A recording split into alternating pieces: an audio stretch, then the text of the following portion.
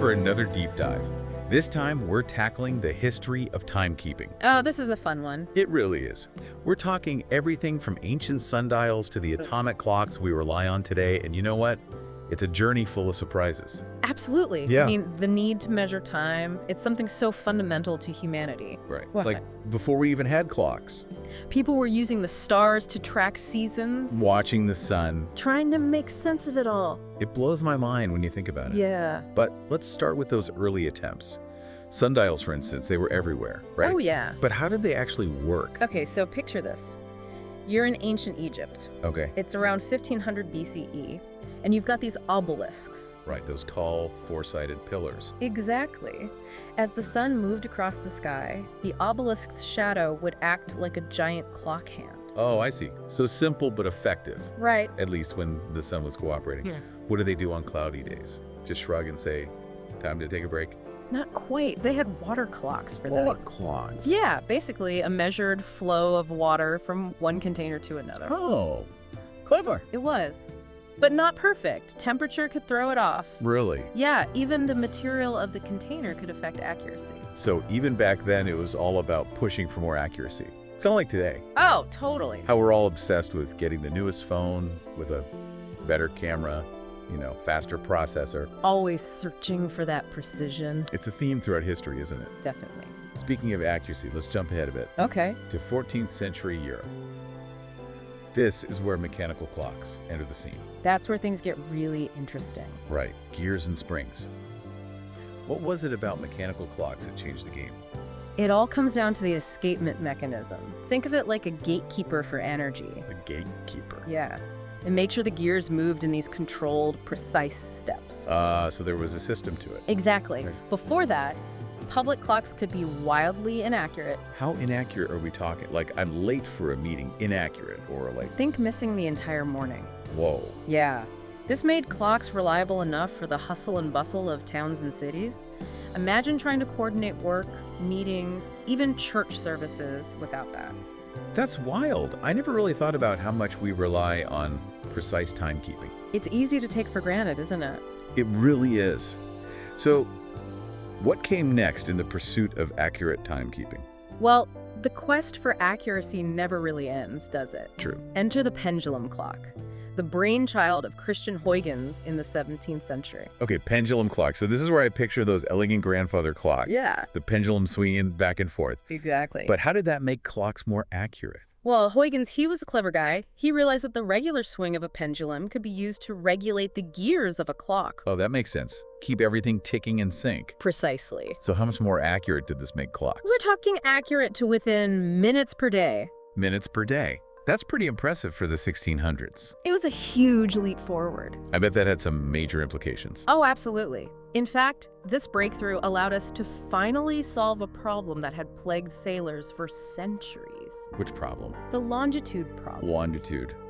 Okay, you're gonna have to refresh my memory on that one. Okay, longitude. It's all about figuring out your position east to west, right? That's it. Like how far you are from Greenwich, England. Back then, sailors, they could use the sun and stars to figure out their latitude. Right, their north-south position. Exactly. But longitude, that was the real head-scratcher. See, they needed a way to track time accurately, even on a rocking ship, and those early clocks. They just couldn't handle it. Not a chance.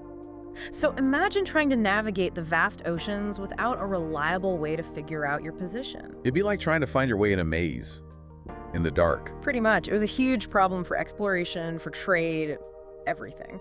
So how did they finally crack the code? Well, it took another breakthrough in timekeeping, the invention of the marine chronometer. The marine chronometer. Yeah, basically a super precise clock designed specifically for life at sea. So finally a clock that could handle the waves. Exactly. And with that, sailors could finally measure longitude accurately, no matter where they were in the world. That's incredible. So accurate timekeeping opened up the globe for exploration, trade, all thanks to a better clock. It's amazing how these things are all connected, isn't it?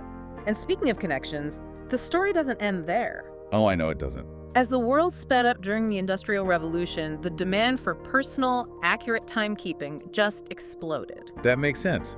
Suddenly, it's not just about explorers and scholars, right? Exactly. We're talking factory schedules, train timetables. You couldn't just say, oh, it's around noon anymore. Exactly. People needed to know the time down to the minute, sometimes even the second. And that's where the pocket watch comes in. You got it. It became a symbol of precision, of keeping up with this rapidly changing modern world. From sundials to pocket watches. What a journey. But we all know the quest for accuracy didn't stop there. Oh, not even close. We're about to enter the world of electronics, and that's where things get really wild. I'm ready. So tell me, what was the next big leap forward? Get ready for the quartz clock revolution. Okay, quartz clocks. Now these I recognize. But how do they actually work? I vaguely remember something about crystals. You're on the right track. Quartz crystals have this really cool property. When you pass an electric current through them, they vibrate. They vibrate. Yeah, and they do it at a very specific frequency, extremely consistently. We call this piezoelectricity. Piezoelectricity. Wait a minute. Isn't that the same thing that makes those gas barbecue lighters work? You got it. No way. Oh yeah, that spark you get when you press the button, that's piezoelectricity in action. So that same spark is what helps keep a quartz clock accurate. That's wild. Exactly. By harnessing that super regular vibration of the quartz crystal, we could measure time with incredible accuracy. So how much more accurate are we talking here? Think about it this way. Instead of losing minutes every day, a quartz clock might only be off by a few seconds every month. Whoa, that's a game changer. No wonder they became so popular. Exactly. Suddenly, precise timekeeping wasn't just for scientists or engineers anymore. Quartz clocks were affordable, reliable. And they were everywhere. Everywhere, everyone had access to accurate time. It's amazing how something so revolutionary can become so commonplace. Like, we don't even think twice about it now.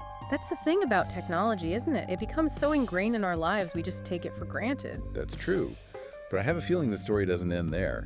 What happened when even a few seconds off per month wasn't accurate enough? Well, that's when things got really precise. How precise? We're talking atomic levels of precision. Here we go. Atomic clocks, right? I'll be honest, the name alone is a little intimidating. Are we splitting atoms to tell time now? It sounds complicated, I know, but the basic idea is actually pretty simple. You see, every atom has its own natural vibration, a resonance frequency. And this frequency is incredibly consistent. Atomic clocks use these vibrations to keep time, and that's where the incredible accuracy comes in. So it's like each tick of the clock is an atom vibrating. That's some serious precision. But I have to ask, why go to all that trouble? How much more accurate could we possibly need to be? Get this. An atomic clock would only lose about 1 second every 100 million years. 1 second in 100 million years. Are you serious? That's insane. Why on earth would we need that kind of accuracy? It seems excessive, right? But in our modern world, even the tiniest error in time can have huge consequences. Think about it. GPS, high-speed financial transactions, global communication networks. Okay, I see where you're going with this. These systems rely on incredibly precise timing. We're talking fractions of a second here. So something as small as a second being off could mean my GPS sending me to the wrong side of town. Exactly. Or messing up a stock trade, or causing problems with air traffic control. Wow, okay, that puts things in perspective. It's all about those tiny fractions of a second. And that's why atomic clocks are so vital.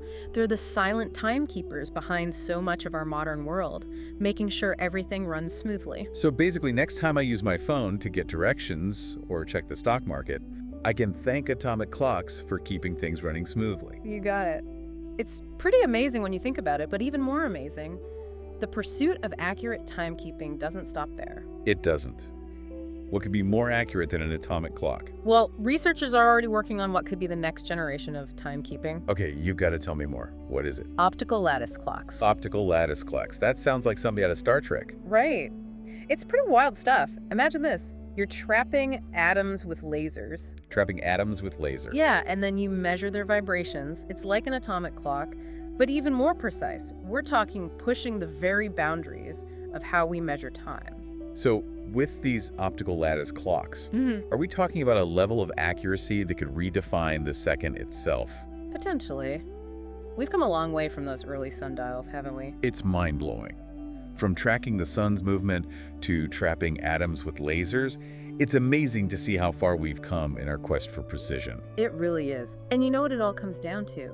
that fundamental human drive to understand, to measure, to always keep improving. Right from the very beginning. Exactly. From the first time someone used the sun's shadow to tell time, it's been this incredible journey of innovation. From ancient civilizations using the stars to navigate to explorers sailing across vast oceans, and now, with atomic clocks keeping our hyper-connected world in sync, it all comes back to time. It really does. It's everywhere and everything. It makes you appreciate those tiny little numbers on your watch a little bit more, doesn't it? It really does. It's a reminder that human ingenuity, it really knows no bounds. And who knows what the future holds. Exactly. Maybe one day we'll look back on atomic clocks like their ancient history. Well, that's the beauty of it, isn't it?